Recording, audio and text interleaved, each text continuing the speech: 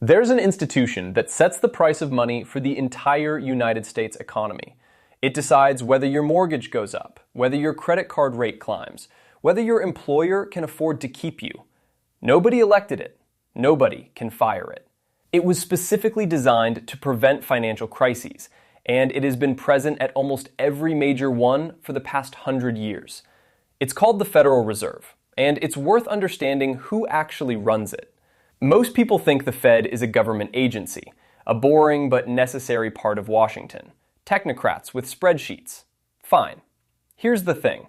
The Federal Reserve is not a government agency. It's not fully private either. It occupies this strange middle ground where it was created by Congress, is technically accountable to Congress, and yet operates almost entirely independently of it. In practice, it does what it wants. That's not an accusation. That's the design. Here's a quick history. 1907. The United States has a banking panic. Banks are failing. People are lining up to pull their cash out. J.P. Morgan, the actual man, personally stabilizes the system by calling the other bankers into a room and telling them to stop the bleeding. It worked, and it terrified Congress. The idea that one private banker could decide whether the economy lived or died seemed like exactly the kind of problem a democracy should fix. So in 1913, Congress created the Federal Reserve, a central bank, designed to be the lender of last resort. Here's the irony. The people who drafted the plan were bankers. They met in secret at a private island off Georgia called Jekyll Island and spent 9 days designing the institution that would regulate them. Nobody got fired for that either. The result? A system of 12 regional Federal Reserve banks, each one owned, yes, owned, by the private commercial banks in its region. The New York Fed, the most powerful of the 12, counts J.P. Morgan Chase and Citibank among its member banks, not overseeing them, not auditing them, literally in ownership with them.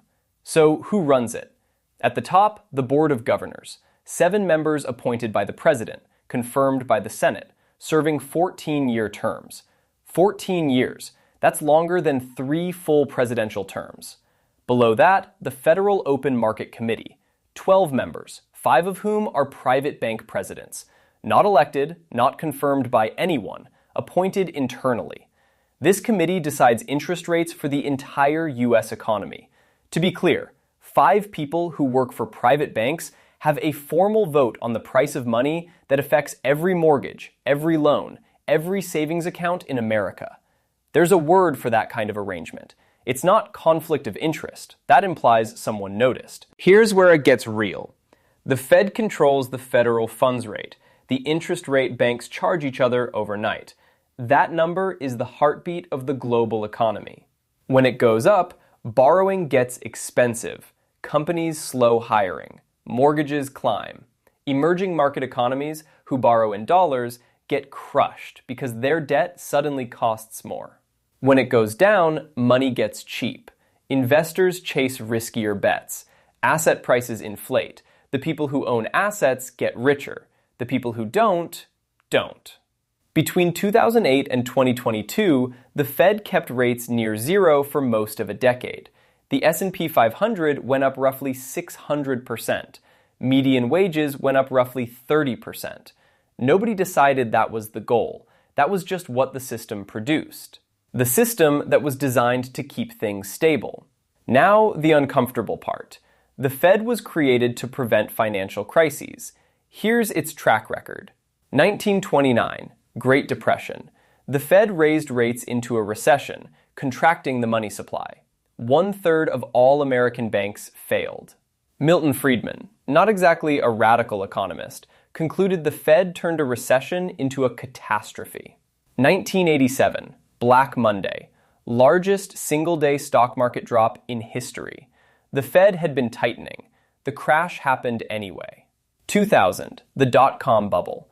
The Fed kept rates low through the boom, missed the bubble entirely, then cut rates after the crash. 2008, the financial crisis. The Fed kept rates low, watched the mortgage bubble inflate, and then bailed out the banks that caused it with roughly $700 billion of public money. The banks kept their bonuses. Homeowners kept their foreclosures. 2023, The fastest rate hiking cycle in 40 years caused 3 of the largest bank failures in U.S. history within the space of 2 months. The Fed's response? Another bailout. To be fair to the Fed, some of these crises would have been worse without it. That's probably true. But an institution designed to prevent financial crises that has needed to perform emergency rescues in 1929, 1987, 2000, 2008, and 2023 is either very unlucky or it's something else. So here's where we land. The Federal Reserve is not a conspiracy. The people who run it are not cartoon villains. Most of them believe genuinely in what they're doing. But here's what's actually true.